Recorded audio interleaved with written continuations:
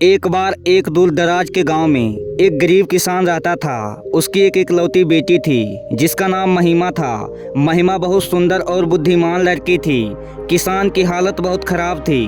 वह बमुश्किल अपने और अपनी बेटी का पेट पाल पाता था। महिमा के पास पढ़ने के लिए कपड़े, किताबें या स्कूल जाने के लिए पैसे नहीं थे, लेकिन महिमा पढ़ने के लिए बहुत उत्सुक थी।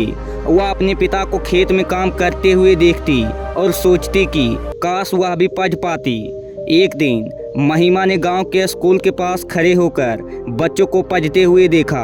उसने स्कूल के शिक्षक से अनुरोध किया कि वह उसे भी पढ़ने का मौका दे। शिक्षक महिमा की लगन और दृढ़ संकल्प से प्रभावित हुए। उन्होंने महिमा को मुफ्त में पढ़ाने का फैसला किया। महिमा बहुत मेहनती छात्रा थी। उसने जल्दी ही पढ़ना और लिखना सीख लिया। वह अपनी कक्षा में हमेशा अव्वल रहती थी। महिमा ने अपनी शिक्षा पूरी करने के बाद गाँव के बच्चों को पढ़ाने का फैसला किया। उसने एक छोटा सा स्कूल खोला और गरीब बच्चों को मुफ्त शिक्षा प्रदान करने लगी।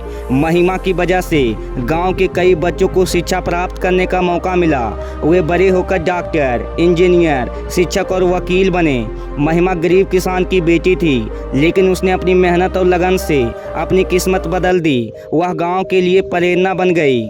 इस कहानी से सीख मिलती है, गरीबी कभी भी सफलता की राह में बाधा नहीं बन सकती। यदि आप दृढ़ संकल्पित है और कड़ी मेहनत करने को तैयार है तो आप कुछ भी हासिल कर सकते हैं। शिक्षा जीवन को बदलने की शक्ति रखती है।